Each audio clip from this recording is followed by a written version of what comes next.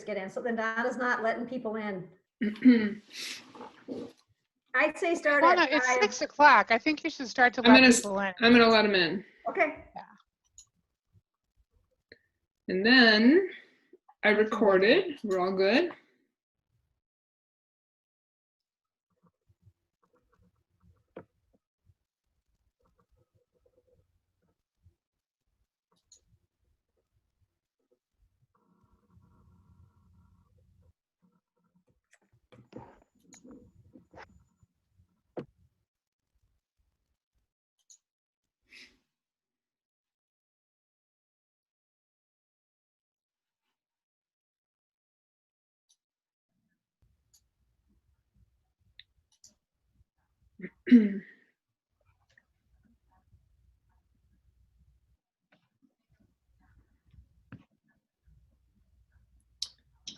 Okay. It's 6:01. Should we begin? I think we should. All right, there's more people to admit.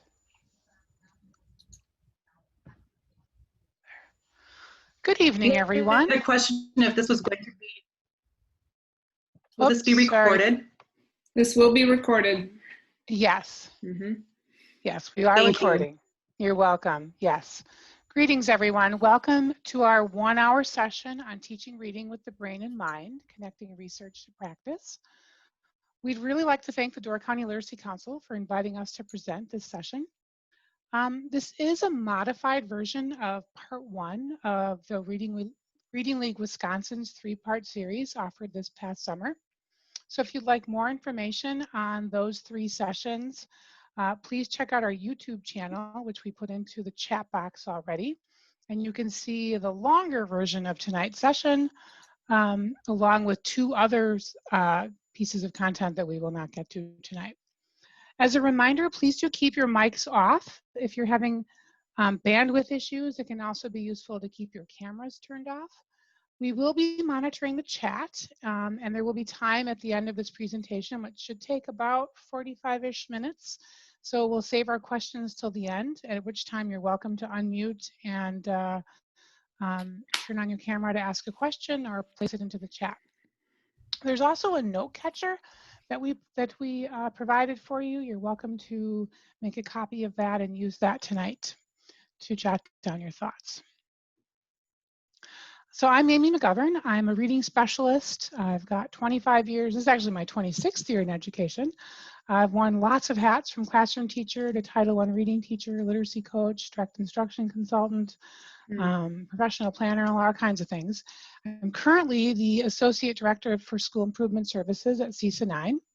There are 12 CISAs in the state of Wisconsin, and our mission is to provide the support and professional learning in whatever capacity the districts we serve need. I'm also the Vice President of our Reading League Wisconsin chapter. And I'll pass it over to my co-presenter, Donna. Hello there. I'm Donna Heitmanek. I'm a retired reading specialist, former special education teacher. I'm currently IDA legislative chair, which means I'm in Madison quite often, trying to develop legislation for dyslexia and other reading difficulties. I'm a Reading League board member, and I'm also a consultant and coach. Awesome.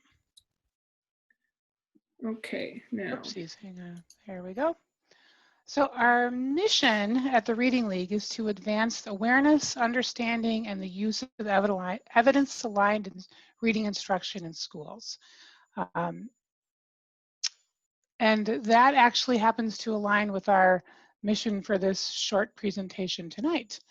We're going to focus on defining that kind of new and old buzz term, science of reading. And we'll also dig into some choice details about how the brain learns to read and touch on a few instructional details related to language comprehension and word recognition. And then we'll wrap up with some recommended resources and Q&A time. Okay, so how much would you say you already know about these topics? We're going to push out a quick poll for you to answer. Am I pushing out that poll, or are you, Donna? I don't have access to it at this point. Okay, I will push it out right now. Thank you. Here we go. Yep. Okay, hopefully it's on your screen now.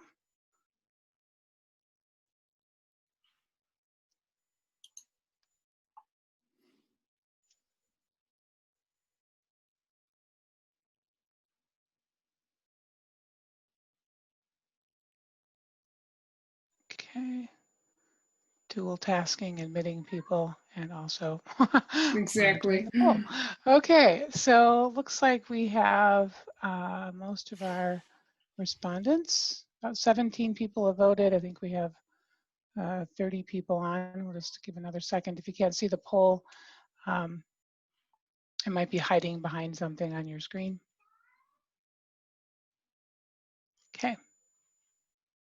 All right, so we'll share our results, and we see that about more than half of you are in that. I know a little bit, but I'm still learning. So we've got at least one person who feels they're ready to teach it to others, and a few that are brand new, 4 or 5 people who are brand new to it. So thank you for joining us tonight. We hope to fill your bucket with more information. Okay. Okay. All right. Oh, I'm sorry. I'm having trouble tonight. Donna, we're on slide 7, and this one is you. Hang on.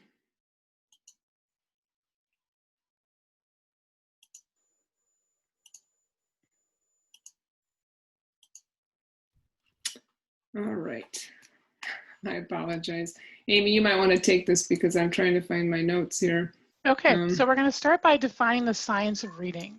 What comes to mind when you hear that term? So it's really a popular buzz term right now. It's an educational buzzword. We're hearing it everywhere.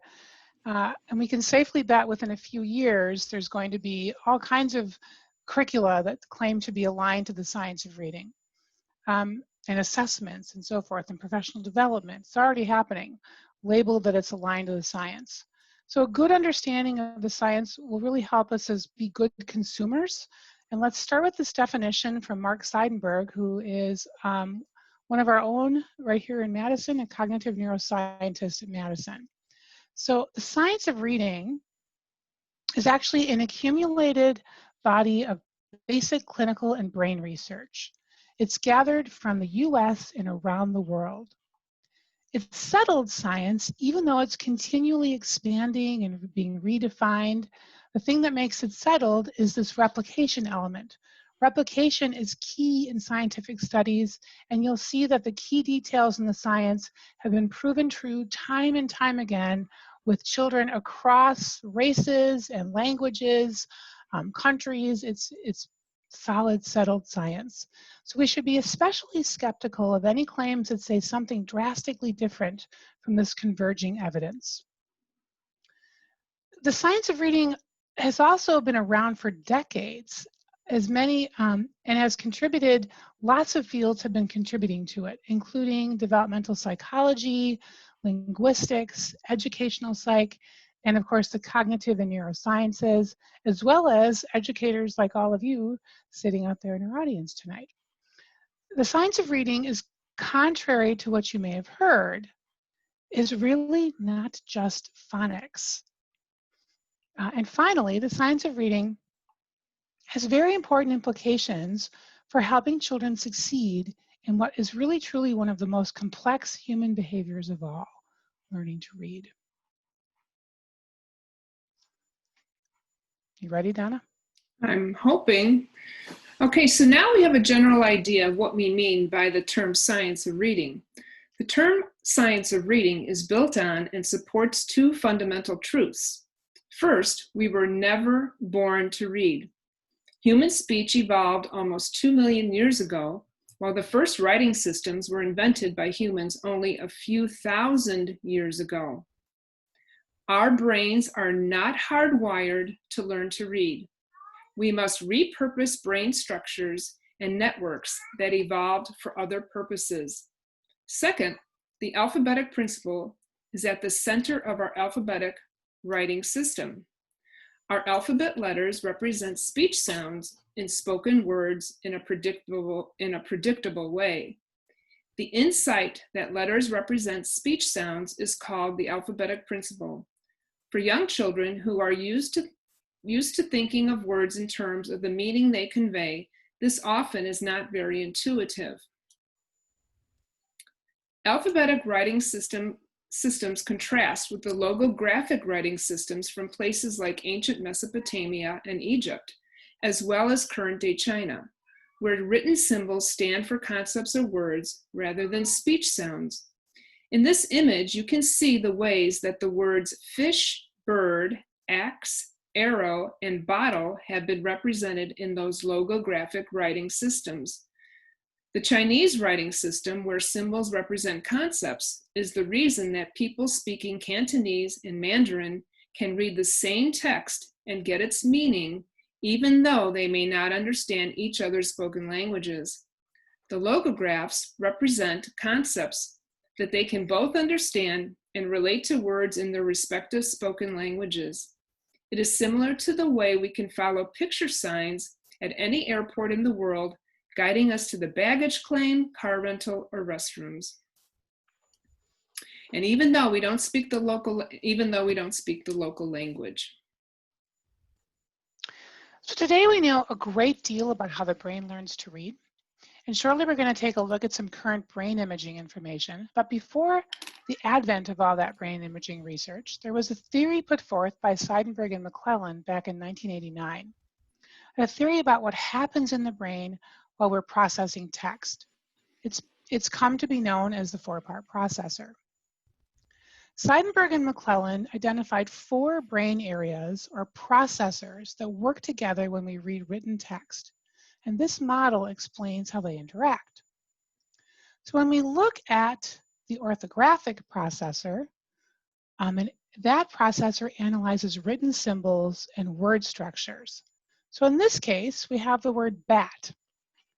The letters B-A-T are seen, and they're relayed over to the speech sound system, or the phonological processor, and those sounds, B, A, T, are read and heard.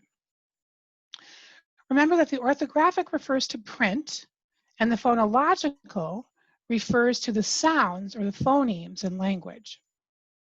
So this communication back and forth between the orthographic and the phonological processors happens through our application of phonics. When we recognize the word recoded into speech as bat, it triggers a mental orthographic image in our meaning processor, or our file for all the vocabulary that we've heard or know. So do we know the word bat in our vocabulary? Perhaps we know several meanings for this word, like the flying mammal, for example. Or maybe we know that that's an object that hits a baseball, or maybe it's the action of hitting. Our context processor helps us sort through all of that information, and in this case, we learn a new meaning. Mary batted her eyelashes at Tom. Batting your eyelashes is a new meaning for the word bat that we can discern from that context. So the context processor communicates with the meaning processor, and then together they add this new meaning to that vocabulary file. As these processors fully actualize through instruction and practice, we ultimately instantly recognize most words without lengthy crosstalk that happens and needs to go back and forth between the orthographic and phonological processors. But that process, it still actually does occur in proficient readers. It just happens instantaneously when we know words, and you'll see that shortly in the videos we're about to share. And of course, we continue to build on our context and meaning processors as we both speak and read and learn through vocabulary and through read alouds and just life experience in general. So now we're going to take a look under the hood to see what happens and really bring that four-part processor to life. With the advancement of brain imaging technology, we know a lot about how reading develops. We have technology from PET scans, which are positron emission tomography, fMRIs, or functional magnetic resonance imaging, and finally MEG, which is I'm going to say it wrong, I'm just going to pass until I have it phonetically written. Thank you, I'm still going to say it wrong. So all of these have contributed to our understanding of what happens when the brain is learning to read print. And brain imaging studies from both adults and children, both good and poor readers, have been replicated for nearly 30 years, 3 decades. So we have a lot of information since that original theory that Seidenberg and McClellan put forth, and a lot of more details have been fleshed out. So as described by Ken Pugh, the director of Haskins Lab at Yale University, brain science seeks to answer 3 big questions about reading. First, what are the brain circuits for reading and how are they formed? What differences do we see in the brains of good and poor readers, or new versus experienced readers? And finally, what interventions or instruction are effective in remodeling the brain toward a more typical reading circuitry, which then results in more proficient reading ability? The combination of observing live reading behaviors and being able to link them to brain activity provides powerful evidence of how those neural pathways are built and what we need to do instructionally to actually make those pathways come to life. So this model is from Stanislas Dehaene, and it's originally derived from fMRI studies. It shows the areas in the left hemisphere that are involved in reading. So think about the left side of your brain. That's what's on this image right here. The front of the brain is on the left-hand side, and the back of the brain is over here on the right-hand side of the picture. So as we saw in the 4-part processor, the eye sees the print, and it's activated in this visual part of the brain in the blue dot. If the word is known to us at a deep level, orthographically mapped, if you will, that visual word form area, this red dot, activates, and we quickly process the letters and sounds and move to make meaning. But if the word is unknown, the phonological and orthographic processors have to work together to identify that word. So from the visual word form area, signals are sent forward to the meaning makers in green, and the articulation and pronunciation centers in orange.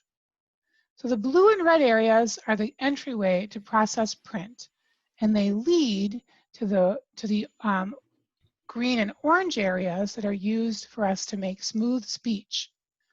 The yellow area represents our ability to monitor all of this information, that sort of metacognitive zone in the brain, and allows us to really read smoothly and make sense of what we're reading. So we're going to watch a brief segment from Dehaene. I'm going to click on this little video link and show you about 2 minutes of him explaining this information. Folding from the back of the brain to the front of the brain. It will loop several times. Start right here. I want to show you a sort of caricature that you can remember. And this is very simply that reading starts as any other visual stimulation in these generic visual areas of the occipital pole of the brain, but then very quickly moves into an area that we have discovered, which concentrates the recognition of the written word. I have called it the brain's letterbox, because it is where we store our knowledge of letters. And from there, what you have seen is this explosion of activity into at least 2 networks, one that concerns the meaning of the words, and another that concerns the pronunciation and the articulation of the word. And so we can say essentially from the brain's point of view that learning to read consists first in recognizing the letters and how they combine into written words, and second, connecting them to these systems coding for speech sounds and for meaning. And what is rather remarkable is that all of the areas in orange and in green here already exist for spoken language. They are shared between spoken language and written language. So not only that, but they already exist in a young child. We can image the brain of young babies even when they are extremely young, few months of age. We have various methods for that. And when we have them listen to language, we already see this network of regions which exist also in the adult brain and that process spoken language. So we may say that reading is not creating something completely novel. Reading consists essentially in connecting, creating an interface between vision and the language system, the spoken language system. When the child comes to the reading school, it already has a very sophisticated spoken language system. It already has a very sophisticated visual system, but it needs to create this interface, this visual word form area, this brain's letterbox, and to connect it appropriately. And in doing so, it needs also to change some of these target systems. Okay.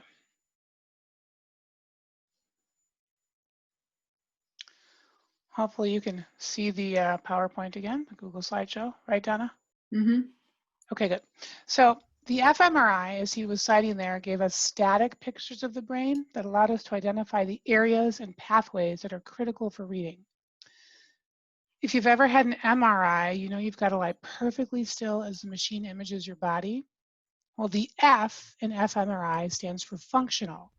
So in the case of fMRI reading studies, the subject is actually in the machine and it's measuring the iron that moves freshly in oxygenated blood as you're reading words. So the brain, you're sitting perfectly still and words are being flashed above you, and as your brain sees the words, the pictures are being taken of that fresh area where the oxygenated blood is. But the next brain imaging advancement, MEG, magnetoencephalography, has been able to show us the video version of brain imaging, and that demonstrates the time sequence of brain activation. So unlike fMRI, MEG images can be taken while the head is moving about, and they're really far more precise than the fMRIs. So here we see a time-lapse image derived from MEG imaging during reading. The input starts in the rear of the brain on the left side of this image over here. And as the brain is reading, you can see that the letterbox is being activated for that word identification spot, and then it moves quickly into the other areas of the brain for speech processing. It's interesting to note that even when reading silently, the speech centers of the brain are activated. And it's also worth noting that these processes, again, happen very quickly. So we're going to check in again with Dehaene and actually see this happen and hear his additional insights. Already has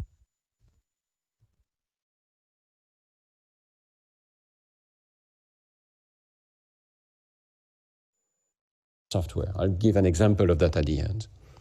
So, today I want to talk specifically about the topic of reading and what we understand about it from the brain's point of view. If you had not learned to read, any page of text would look to you like this stone, a texture, but no meaning. But because you've learned to read, you can have a conversation with the deceased, you can speak to the dead, you can listen to the dead with your eyes, because you can read what they wrote 2,000 years ago. You can communicate thoughts to the mind through the eye, which is the great invention of the world, according to Lincoln. So how does that work? Well, this is a picture of your left hemisphere. The left hemisphere of the brain is most essential for language and reading.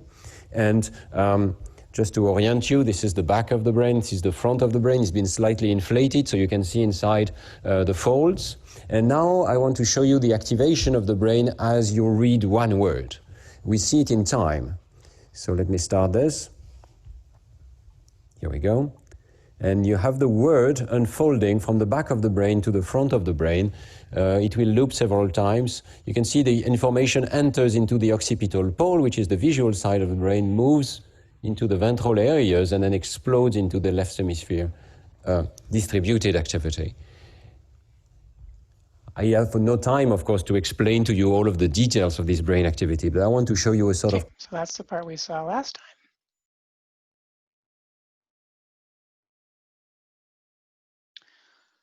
time. Okay, so it's so fascinating to see the brain in action and to see how this all comes together. Another finding of brain imaging is that the brain is remarkably plastic in responding to intervention instruction that's targeted to specific reading problems. So children with dyslexia or similar word recognition problems show underactivation in the left hemisphere. That's the left hemisphere is our language side of the brain. So they show underactivation there, especially in that posterior area where the orthographic and phonological are trying to line up with phonics, that's where they struggle the most. So we can see compensation on the right side, which is not efficient for language processing. Interestingly, the right side of the brain is used for memorization.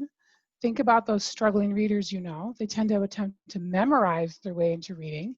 And we know with absolute certainty that that simply will not work. There is really, truly no such thing as a sight word reader when it comes to learning to read. We'll come back to sight words in a moment. So the good news is all of this can be changed with effective intervention. We can see on these images here the results of remediation in 2 brains of dyslexic students. On the left, okay, so the one on the left and one on the right. These are their brains before treatment on the left side and the right side of the brain. And you can see that there's more activation on the right side because they're trying to memorize words, and less activation on the left where reading is supposed to really be, those pathways should be built. But after intensive 80 hours of phonologically based reading intervention over the course of 2 months, and this was 2 hours a day of high intense instruction, these students now have had their brain imaging has changed, and you can see far more activation on the left-hand side than on the right.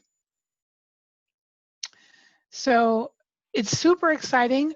This is really exciting to see. We really, as teachers, we're brain engineers, but you can't do this with just any type of intervention or instruction. You really need, in the case of these students, to have a phonologically based reading, research validated intervention in place for these students to make this kind of growth. And of course, sufficient time. Okay, Donna. Okay.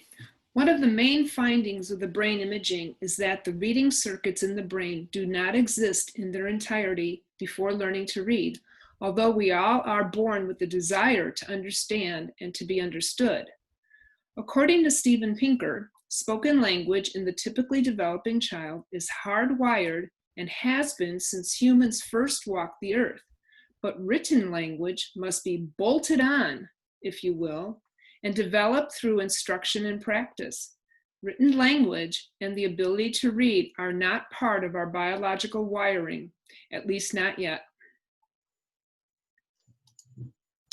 We love this quote from Stanislas Dehaene. I can remember saying many times that there are many ways to learn to read, or everyone learns to read differently. I believed this fully, but that simply isn't true.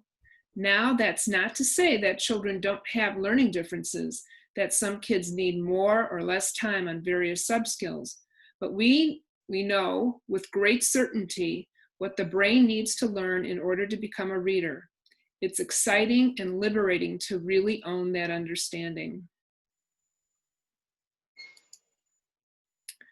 One of the most popular models that helps us explain reading are the big 5 pillars documented in the report of the National Reading Panel in 2000, sometimes called the 5 pillars. Actually, this year we're having a nice little anniversary. It's been 20 years since this document came out, and most of you are familiar with it. It's probably the most widely recognized scientific model of reading within education and for the general public. You may have also seen it pictured as 5 columns or 5 interlocking pieces, puzzle pieces, showing phonemic awareness, phonics, fluency, vocabulary, and comprehension. These are accurate descriptors of 5 things that are important for reading, and in fact, we'll see them again in other models. It's a good mental checklist for educators to make sure that they are touching on all the multilinguistic skills that go into reading. One of the drawbacks of the columns is that they give no indication that these components are interrelated. As you can see with the pillars, they just stand there. Even though the puzzle representation, though it implies that the 5 components are somehow connected, doesn't explain how they are related or how they need to work together for reading to develop. And the term comprehension in both representations is ambiguous. It's not clear whether we are looking at language comprehension or reading comprehension. Amy will describe the next model, which is all about how different reading skills are related. So another model we use to help us think about and anchor our reading work is a simple view of reading proposed by Philip Goff and William Tumner in 1986. So since that time, it's been verified by over 200 different studies. And as Louisa Moats is known to say, the simple view is an excellent example of settled science. It's written as a mathematical formula that simply posits reading comprehension, the ultimate goal of reading, is the product of decoding or word recognition and language comprehension. So simply said, decoding times language comprehension equals reading comprehension. It's simple, but it's not really simplistic. It's meant to be that big picture conceptual model that's filled with additional information. In just a moment, we'll see how those 5 components Donna talked about map onto the simple view. Notice that the simple view distinguishes between these 2 domains, word recognition and language comprehension, and that decoding refers to word level reading, both the ability to sound out words and the ability to store it in your memory for instant retrieval, which is referred to as word recognition. Things like phoneme awareness, letter names, and mapping speech to print are all included in this decoding factor of the equation. Language comp is sometimes referred to as linguistic comprehension or listening comprehension, and they all refer to the same thing. So when we think of language comprehension, think about background knowledge, vocabulary, reasoning, and critical thinking skills. So this model distinguishes between language comprehension, which is a factor in the equation, and reading comprehension, which is the outcome. And something that was ambiguous in those 5 components. We really couldn't define what really was comprehension in the big 5, but here we see that there's really 2 distinct ways of looking at comprehension. So note the simple view is really a multiplication problem. It's not addition. So let's see how this plays out if we think about 1 being robust accomplishment and 0 being little or no accomplishment in that area. So a student with no decoding and no language will have, unsurprisingly, 0 reading comprehension. 0 times 0 equals 0. But a student with excellent decoding ability and no language comprehension or limited language comprehension really will have no reading comprehension. I'm sure you can think of kids like this in your classrooms. So we see that proficiency in one domain really does not bootstrap proficiency in the other. And we see that we do see this scenario play out with English language learners in particular, where they really crack the code, but they don't have enough language to really comprehend what they're reading. Likewise, a student with the opposite profile, no decoding ability, but excellent language comprehension, will also have 0 reading comprehension. So this could be a new reader who's yet to really crack the alphabetic principle all the way, or it could be a struggling reader or a reader with dyslexia or some other word-related word recognition problem. In this case, they really can understand information when it's presented orally. They can follow along with read-alouds.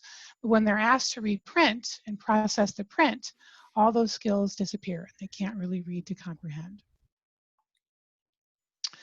A more typical situation, especially for Title I reading teachers, might be to have a student or special education teachers who have both mediocre decoding skills and mediocre language comprehension skills represented by 0.5. So here we've got 0.5 times 0.5 equals 0.25. So weaknesses in both actually multiply to create worse reading comprehension. Likewise, a student with a little bit more decoding and language at 0.75 is going to have, you'd think that they'd have equal language comprehension, but in fact, or reading comprehension, but in fact, because it's multiplication, their reading comprehension is reduced. They're not proficient. So the only way a student can really optimize and be a strong reading comprehender is to be strong in both domains, that decoding and the language comprehension. So this model has really important implications if we plan our instruction. We don't want to assume that weak reading comprehension is deficits or by inadequate strategy instruction. which is often where I see teachers put the blame. Instead, we need to really dig into both sides of this rope to think about the decoding skills and analyze that, as well as to factor in their language comprehension skills. And that's only then can we really, truly design effective instruction for the kids. Mhm. So the simple view is the big picture needing to be filled in with detail. We can begin to do that by mapping the 5 components onto the simple view. This also gives us more insight into how the 5 components are interrelated and what function each of them serves. Phonemic awareness and phonics belong to the decoding domain of the simple view. Fluency straddles the 2 domains of the simple view.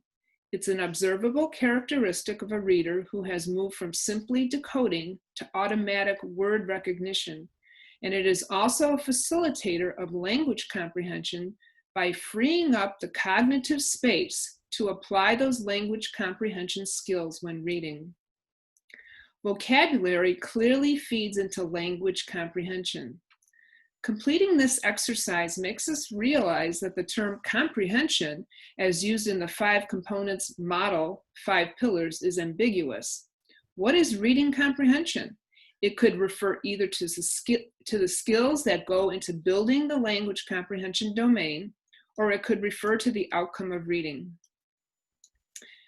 comprehension. It alerts us to be precise with our language and ultimately precise with our instruction. This next model by Hollis Scarborough's reading rope details on the multiple skills that we didn't see in the simple view. Language comprehension is found at the top strands and word recognition, decoding, in the bottom strands of the rope. Under language comprehension, we have numerous subskills, including background knowledge, vocabulary knowledge, language structures, verbal reasoning, and literacy knowledge.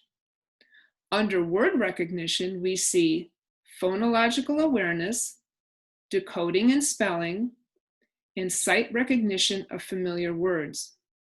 A student becomes increasingly more strategic in thinking about the content of his reading as he matures, as represented by the arrow at the top, and he becomes increasingly automatic in word recognition as represented by the arrow at the bottom. With sufficient mastery of all the strands of the rope, the reader moves towards skilled reading, which is the fluent execution and coordination of language comprehension and word recognition. If we overlay the simple view onto the rope, we can see 2 domains, decoding and language comprehension on the left, as well as the outcome of reading comprehension on the far right.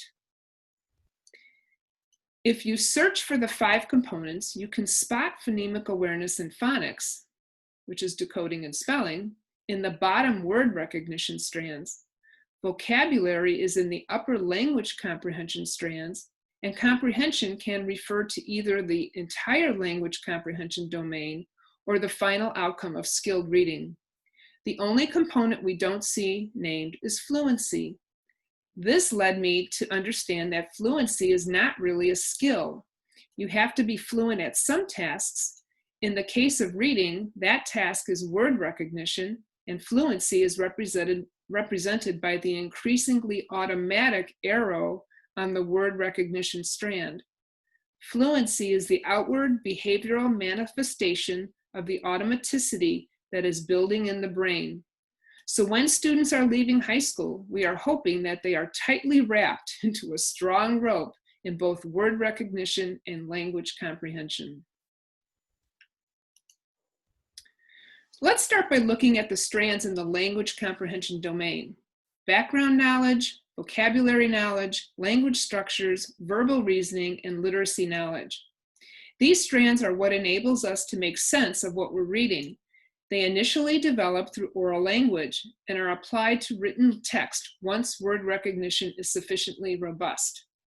Over time, with more practice, more life experience, and enhanced metacognitive awareness, children become more strategic in how they apply these sub-skills in the service of reading comprehension.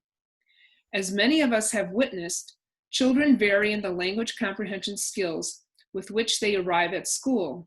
One of the best ways to build these skills is through wide reading, but until a child can decode proficiently, language comprehension develops through read-alouds and experience. Read-alouds should continue in all classrooms as they are an important pathway for building background knowledge and vocabulary. We must also consider the text we use with children throughout their day and how that text supports this strand. We must pay attention to this half of the rope from early on to prevent what often appears to be the sudden onset of reading problems in 3rd or 4th grade, when decoding instruction is supposed to be complete and reading for meaning is now in high gear. When children in grades 3 and above can accurately decode text but still do not comprehend it, we often discover that this lack of understanding is because they are missing background knowledge, vocabulary, and/or verbal reasoning skills, which limit their ability to make sense of the written syntax.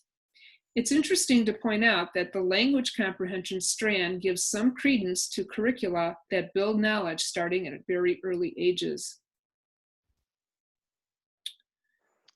Okay. So important to note, we're not going to go through every single one of the strands tonight, just a few of them. So next on the list is vocabulary knowledge. Just as with background knowledge, kids come to school at differing levels of vocabulary. And here's the kicker: the more words they know, the easier it is for them to learn new words. So just as with background knowledge, not only do we encounter children with different vocab sizes, but more importantly, they differ in the words that they actually know. So some words are way more important in academic learning than others. And unfortunately, children come to school with varying levels of this, and the playing field is no longer equal for kids right from the bat in kindergarten. So the book Meaningful Differences documents the landmark Hart and Risley study published in 1995. Their research reveals that as much as a 30 million word gap exists between children entering kindergarten with high vocabulary knowledge and those entering with low vocabulary knowledge. Briefly, the differences were often linked to socioeconomic status. This is really a fascinating study to dig into, regardless of what you teach. And if you're looking for more information, the research actually continues through the University of Chicago's 30 Million Word Center. Google that. All of the research has confirmed that using varying and high-level academic vocabulary during the course of your school day can help students improve their vocabulary. Encourage students to become word detectives, to listen for and ask questions about words they're hearing you say or read to them, because doing this will help to build that phonological processor and actually help them with their reading down the road. So as I mentioned, we're not going to cover all the different language comprehension strands in this presentation, but they are covered in the 3-What presentations linked to the chat, in the chat from the Reading League Wisconsin. We do want to emphasize that all children, again, do benefit from read-alouds regardless of their grade. They can gain new vocabulary as their ears and minds are processing this more complex syntax. So for young children, literacy knowledge on the reading rope includes building basic concepts of print, such as reading from left to right, top to bottom, how to hold the book, to track one line and page and text at a time. This is important for all children to know and be able to do, a big part of kindergarten and early literacy. And for older children, we know that developing this knowledge helps them understand the different genres, the characteristics of these genres, which will help them both in understanding the pieces they're reading as well as what they need to write, and help them organize their writing. So when we think about narrative text, there are specific characteristics related to narrative text that define their personal narrative, the mystery, science fiction, fantasy, historical fiction. All of these have their own unique elements, and we want kids to understand them. Same with informational text. How is this organized? Very different from narrative. This is a chance to talk about cause and effect in a different light, as well as opinion pieces and persuasive essays, all important for kids to dig into.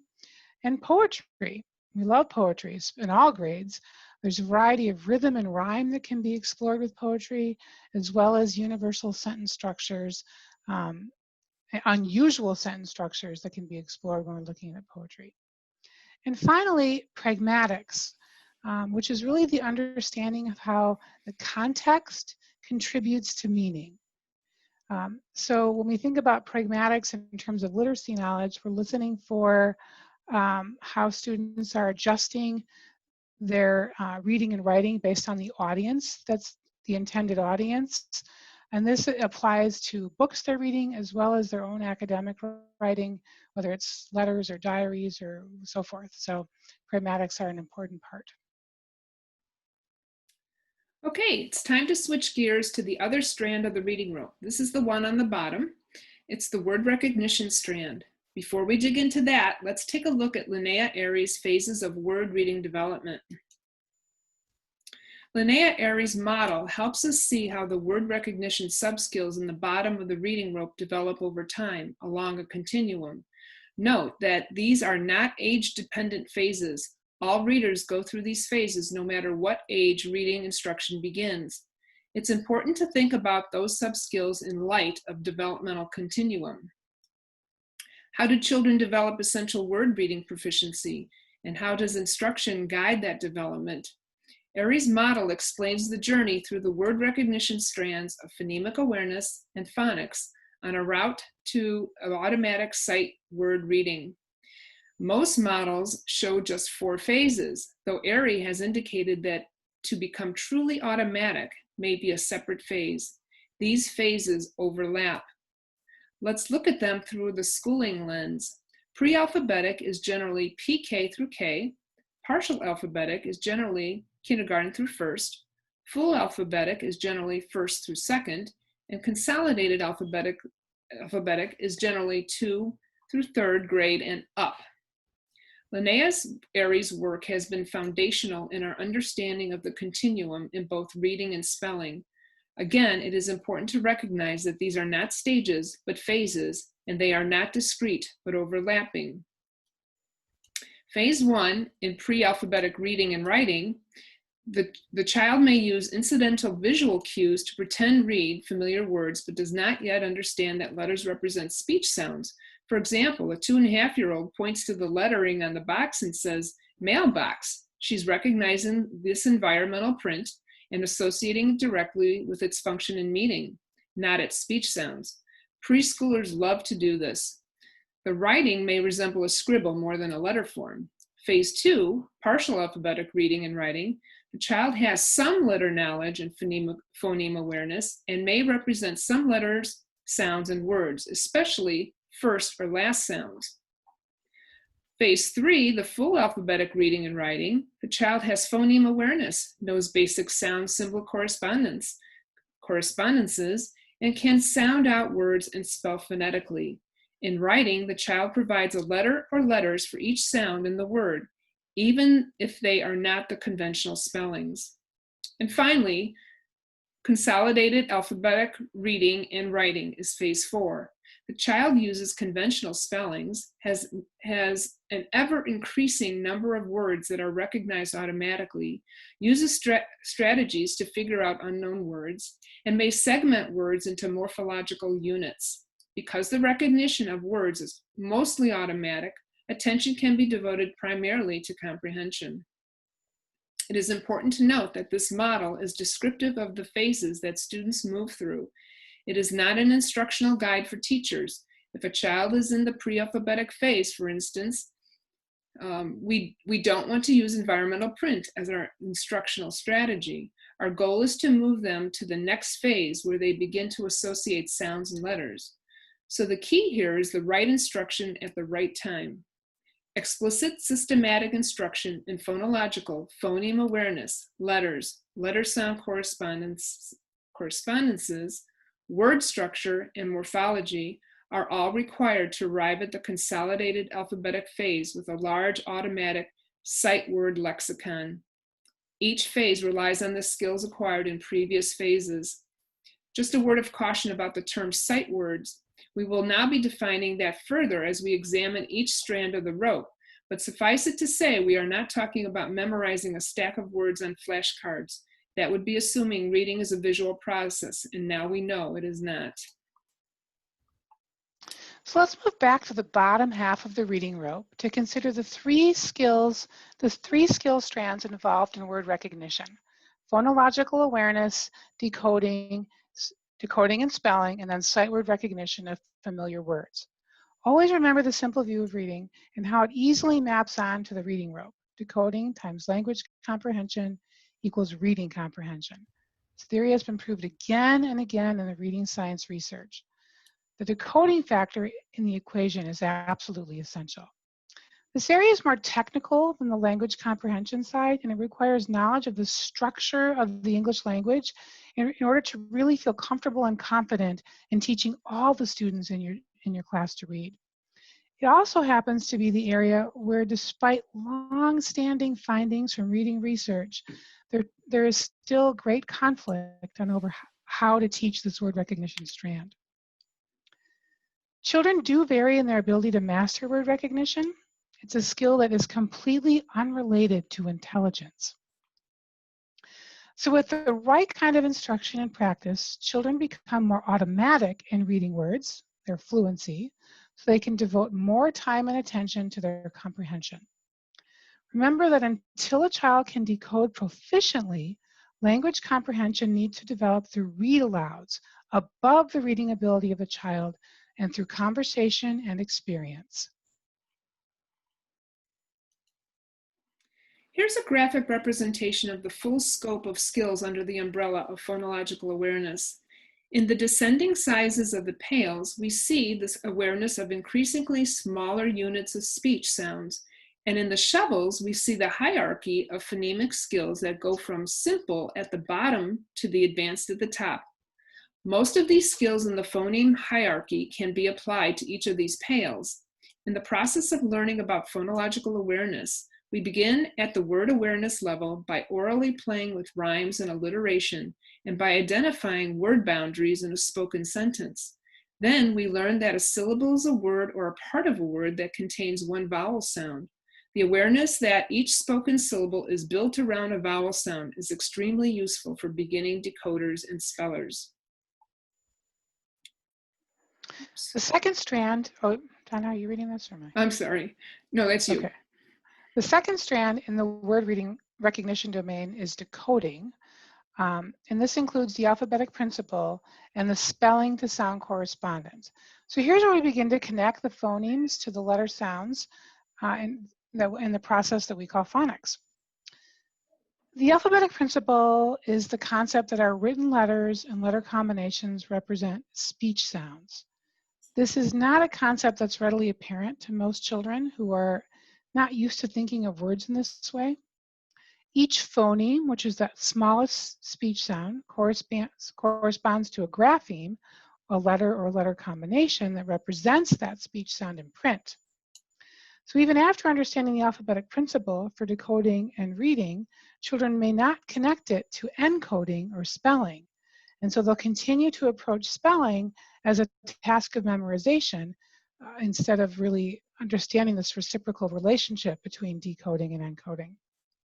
So we should really understand that decoding and encoding are an inverse process, with decoding going from print to speech and encoding going from speech to print. Effective phonics instruction will teach us sound symbol correspondence in both directions. From speech to print, whoopsies, sorry. From speech to print, oh, sorry again. Okay, there's an animation that is not clicking on, so apologize for that.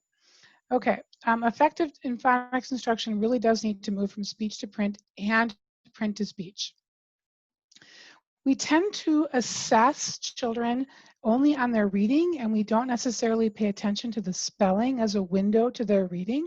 We really encourage you to take a close look at a spelling inventory and analyze that for the gaps in the phonics instruction that you may need to be teaching to.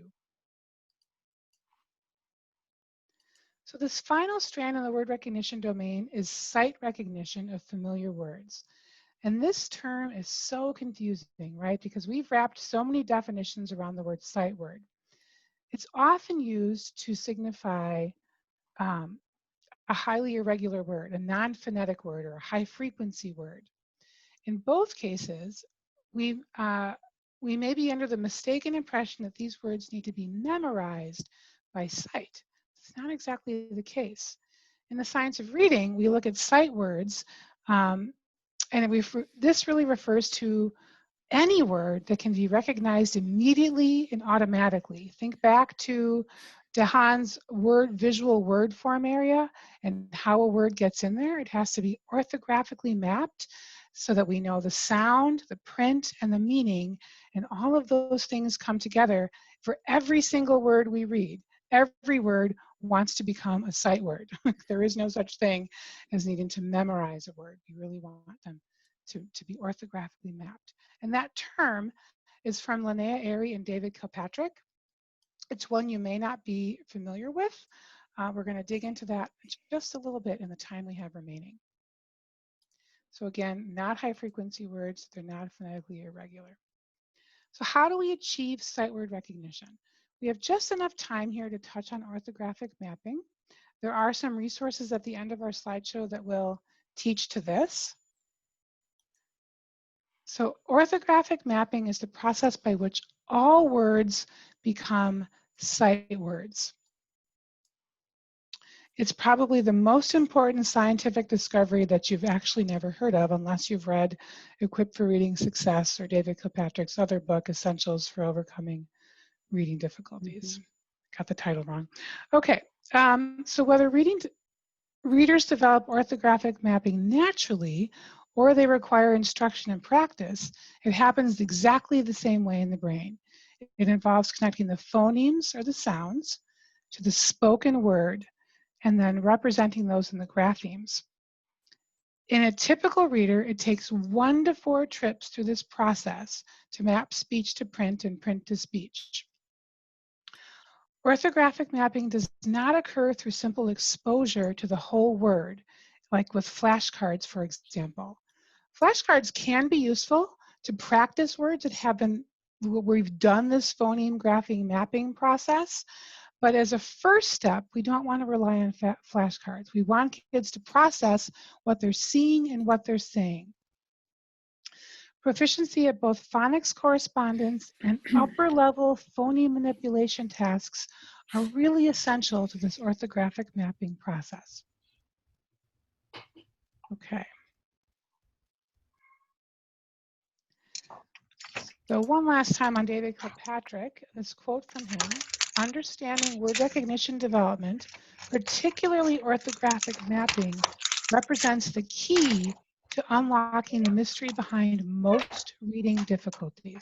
So if this is a place you've been, I'm not sure what's going on in the background here, but it's kind of distracting. If this is a place you've been shortchanging in your instruction, it's time to slow down and help kids map their speech to print.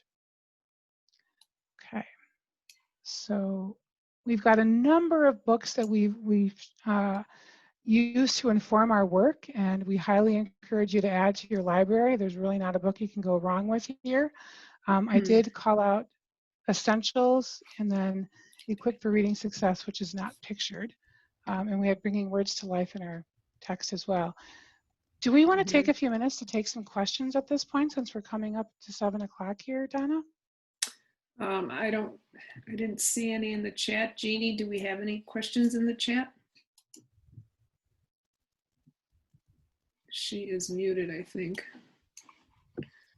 Yeah, I didn't see any in the chat, Donna. So unless people have we don't really know unless they have something in the chat, right? So feel free to put something in the chat. We threw a lot of information at you tonight. We welcome any questions you have. We'll continue talking and go through the rest, and then maybe by the end we'll have some. Yeah, and if not, no. Okay. Yep. So we want you to know about these are the books that we used for this presentation.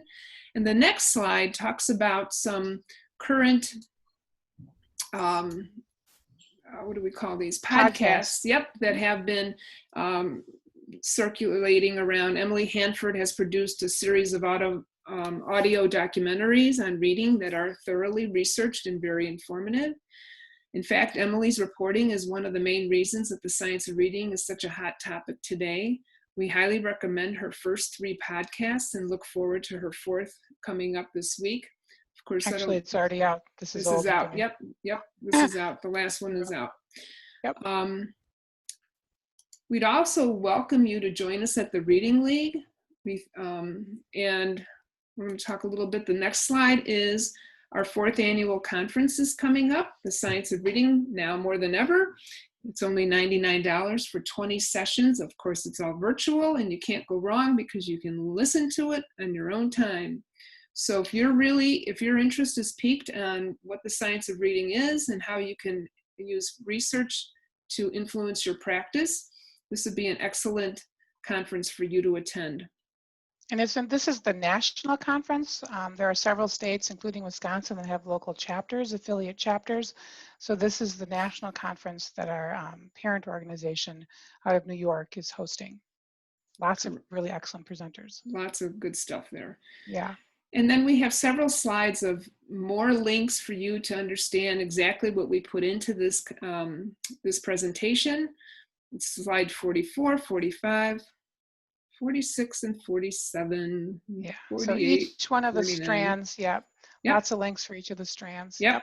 Lots of good information. And at the end, we put our contact information. We're all available to be reached. You can talk to someone at the Reading League or Amy or myself. And we have an exit poll for you to take. Okay, we have a question here. Let's see if I can find it. Do you want me to put the poll up while we're doing the question, or wait? Sure. Okay, Donna, the question is, could you talk more about specific interventions for struggling readers, especially secondary? Absolutely. Should we do the poll first? Sure, we'll put the poll up and then we'll talk through our answer. Yeah. Yep. And there's a lot to say about supporting secondary because they're,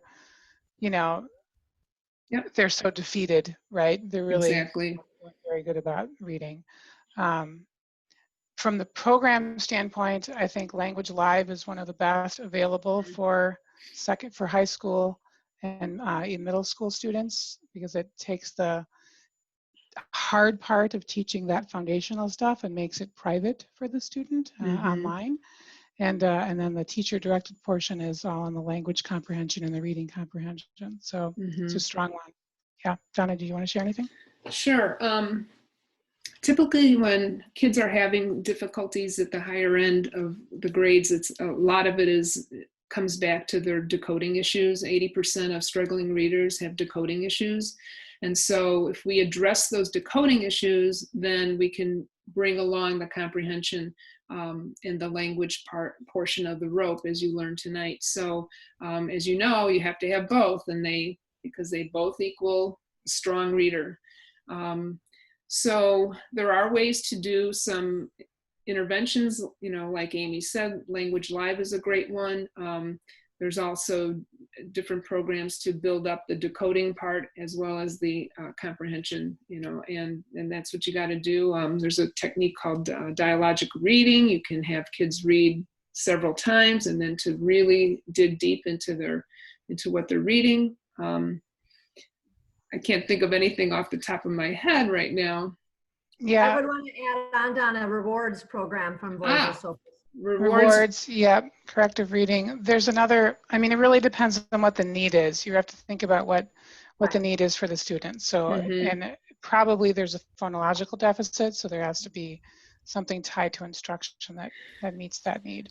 And the other thing I would recommend is to do, just don't count on your benchmark testing. We know kids are going to be green, red, yellow, but so what do you do with those red kids? Just it says it's fluency. Is it just really fluency? So you want to dig deep. You want to do some diagnostic testing in addition to the initial screener information you have. You have to dig deep to find out exactly where the breakdown is occurring. Right, because remember, fluency is not a discrete skill. What are they disfluent in? You have to figure out where the disfluency Right, falls and right. what's causing them to be disfluent. Yeah. Exactly. Right. Okay, so All right, I'll end this. Yeah, it looks poll. like Okay. we had a good information was shared tonight. That was good. Awesome. Yeah. So thank you so much we really appreciate your time. We know that you're in all the work you're doing as classroom teachers, interventionists. We didn't take a poll on who our audience is, but we're assuming there's a lot of educators in the group tonight, and we know these are really stressful times. So thank you for spending an hour with us, and we hope you gain some good information. We have one more question if we want to take it. Sure. How does the science of reading account for strong readers, decoding and comprehension with very poor spelling for their grade level? Well, I would argue that spelling is a function of instruction, right? So you have to think about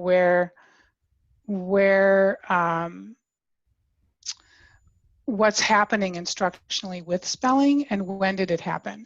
A lot of times. Or did it happen? Did it happen? Exactly. Or did it happen? Yes. And so from the science of reading lens, we're building that reading and spelling at the same time in K1 and 2. And then starting somewhere in 2 and moving up, we're moving into the more complex, morpheme, structural analysis type of spelling. But in the absence of really explicit instruction in that, there's a big number of kids that are not going to intuit spelling. It's just not going to happen. Mm-hmm. I can share a story just from my own grandson who entered kindergarten strong reader, probably 2nd or 3rd grade, but his spelling skills were just not up to speed with his reading. And it's because he didn't have that direct explicit instruction. And unfortunately, the school district he was in did not teach spelling. This is not in Wisconsin. So my daughter is homeschooling him now, and she decided to put him in a structured spelling program, teaching the rules and so forth. And it's clicking for him. So that's what he needed, was that extra little knowledge base to instruct his spelling. So it's been a good thing for him. I'm going to go back and put the link in the chat that somebody asked for on the Reading League. The YouTube channel, it's kind of hard to find. We're going to have a website soon. It's not quite ready from our parent organization. So our YouTube channel is definitely tricky to find. So I'll just pop it into the chat and you can subscribe. And if you want the longer version of what we did tonight, plus 2 other presentations that were not discussed at all, you are welcome to check those out. As soon as I find the chat again on my screen, I will do that. Here we go.